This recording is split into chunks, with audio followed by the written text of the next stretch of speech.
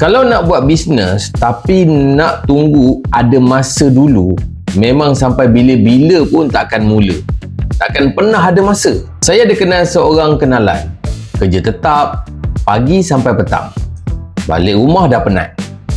Dalam hati dia memang nak buat bisnes. Tapi bila setiap kali fikir, aku sibuk, mana sempat nak buat bisnes? Akhirnya, setiap bulan dia ulang benda yang sama. Kerja, penat, tunggu gaji. Masalah dia bukanlah malas.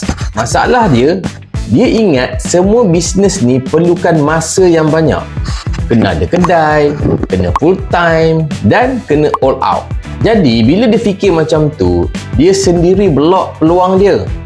Nak mula pun tak jadi. Sampai satu hari, dia tengok kawan dia. Kerja sama macam dia, tapi ada extra income. Dia pelik lah. Macam mana kawan dia buat? Rupanya, kawan dia jual perfume je. Buat part time je. Dekat situ dia tersedar. Tak semua bisnes perlukan masa yang banyak. Ada bisnes yang fleksibel. Boleh buat sikit-sikit ikut masa kita. Dia pun mula dengan minyak wangi tuyu. Sebab sekarang ada promosi lelong.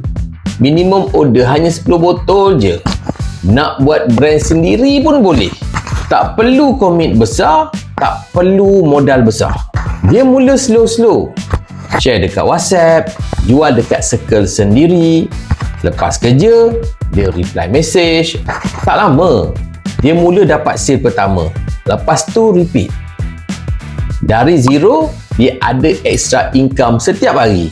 Dan dia ada extra income setiap bulan. Paling penting, dia dah mula nampak jalan.